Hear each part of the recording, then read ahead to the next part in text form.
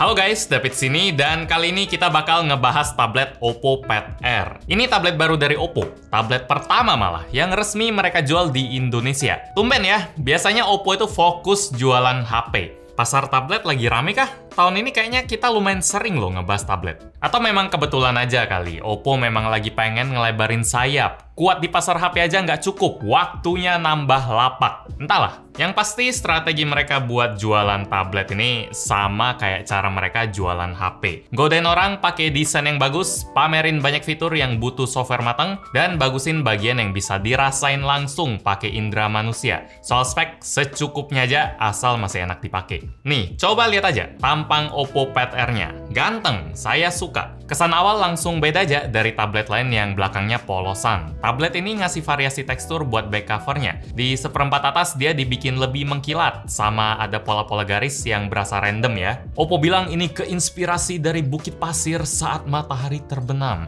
Saya nggak ngerti bedanya bukit pasir pas matahari terbit, siang bolong, atau terbenam. Pola bukitnya kan harusnya sama-sama aja, random terus. Kalau ngomongin warna baru nyambung, tapi warna Oppo Pad Air ini cuma abu-abu aja, nggak ada varian lain. Matahari terbenam.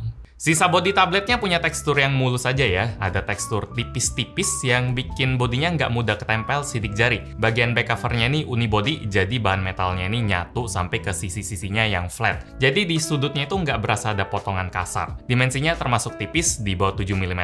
Beratnya juga nyaman di 440 gram aja. Feel megangnya enak lah, berasa premium, solid. Orang yang megang tablet ini pasti dapetin kesan yang positif. Di sisi kanan tablet ini ada tombol volume, 2 mikrofon, sama slot microSD. Nggak ada slot SIM ya, koneksinya Wi-Fi only. Di bagian atas ada tombol power sama 2 lubang speaker. Plus ada branding Dolby Atmos juga, karena ini bagian yang bagus sih. Di bagian kiri dia polosan aja. Di bawahnya ada port Type-C plus 2 speaker lagi yang bikin sistem audio di Oppo Pad Air ini jadi stereo quad speaker. Dan suaranya men, bagus banget buat tablet kelas mid-range. Volumenya kenceng bener, rame, staging dapat, bass cukup, treble-nya aja yang agak tinggi. Jadi kalau volumenya full itu agak nusuk telinga ya. Saran saya bisa pilih profile movie aja di Dolby Atmos biar lebih enak lagi. By the way, UI Dolby-nya ini cakep ya. Sistem operasinya sendiri masih pakai ColorOS, tapi agak di custom biar lebih cocok sama ukuran layar yang lebih gede. Feel-nya lumayan mirip sama ColorOS di HP Oppo ya. Desain ikonnya mirip, kalau misalnya kita mau ngeliat shortcut kalau swipe atas juga berasa sama, sistem settingnya juga familiar. Kalau Anda pakai HP Oppo juga,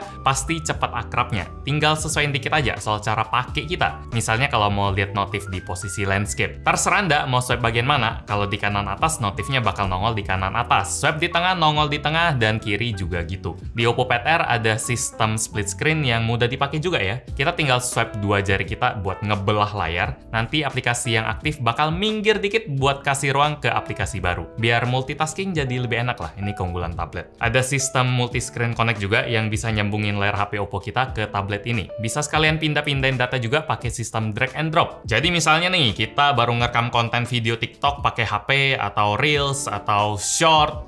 Sekarang banyak banget tempat uploadnya. Terus kita mau pindahin videonya ke tablet biar lebih enak diedit, kita bisa langsung pilih terus geser aja. Data pun bakal otomatis di copy. Rasanya jadi lebih simpel ya. Kalau Anda sering bikin konten, ngedit konten, cara mindah-mindahin yang tinggal drag and drop itu berasa penting ya. Apalagi nggak mungkin juga lah kita sering ngerekam video atau ambil foto pakai si tablet ini. Kameranya emang bukan buat konten sosmed. Kamera depan Oppo Pad Air ini lebih berfaedah buat video call aja ya, soalnya kamera depannya ada di bagian tengah. Jadi kalau saya ngeliat ke kameranya, berasa memang seimbang gitu, bukan yang ngeliat ke kanan atau ke kiri kayak beberapa tablet lainnya. Kalau kamera belakang, ya ini buat situasi darurat aja. Kalau lagi nggak ada HP gitu, terus mau ngambil gambar biar nggak lupa sesuatu atau sekedar foto suasana buat dinikmatin sendiri, itu baru pas. Oh ya, masih soal ngedit-ngedit di Oppo Pad Air, buat saya pribadi ini salah satu fungsi utama tablet ya. Biar ruang kerja itu jadi lebih lega. Sejak nyoba ngedit video di tablet, saya jadi jarang ngedit di HP lagi. Rasanya jadi sempit gitu. Apalagi ngedit video juga lumayan lama kan. Kalau di HP harus dipegang, dijagain terus, harus teliti juga. Bisa sih bisa, tapi kalau di layar gede, ruang edit jadi lebih luas. Tabletnya juga bisa kita senderin di meja pakai keyboard cover, bisa kontrol pakai stylus lagi, biar lebih presisi. Aksesoris memang nggak bisa lepas dari tablet lah. Nggak cuma buat ngedit ya, tapi buat ngetik, buat gambar, buat yang produktif-produktif. produktif. Tablet lebih PW daripada HP. Cuma yang saya sayangin dari Oppo Pad Air, aksesorisnya dijual kepisah. Jadi kita harus nambah duit lagi kalau mau maksimal. Pas saya bikin review ini belum ada info soal harga aksesorisnya sih, tapi yang pasti kita harus nambah duit lagi. Saya benar-benar ngarep kalau Oppo itu bisa minimal gratisin salah satu aksesorisnya lah, biar nilai tablet tuh lebih worth it lagi.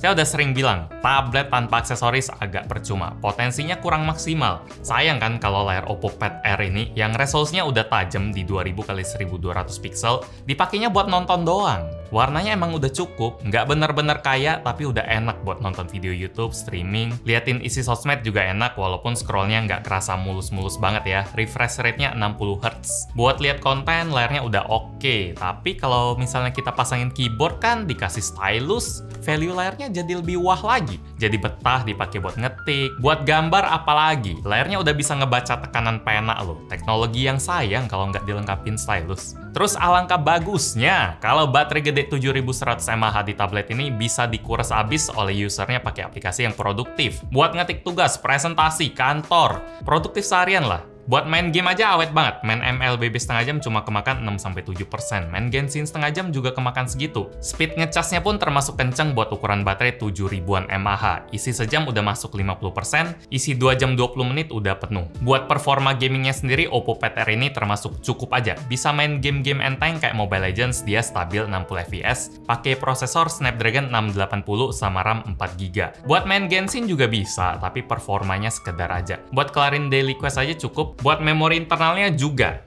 lumayan pas-pasan di 64GB. Untung bisa ditambahin pakai kartu micro SD ya, tapi lagi-lagi harus keluar duit ekstra. Kesimpulan buat Oppo Pad Air, benar-benar tergantung sama cara Oppo jualan. Tablet ini harganya 3,999 juta. Dia punya banyak nilai plus yang bikin orang ngelirik. Mulai dari desain yang berasa beda, speaker yang rame, jempolan speakernya. Layarnya luas, plus fitur-fitur software yang bikin lebih produktif. Soal kualitas kamera yang nggak narik juga tablet lain sama aja. Palingan bagian mesin aja. Khas Oppo banget buat ngasih kita mesin secukupnya. Mulai dari chip yang asal nggak nge-lag, bisa jalanin banyak app udah cukup. Main game enteng bisa, refresh rate layar juga ngepas di 60Hz. Nggak dikasih lebih.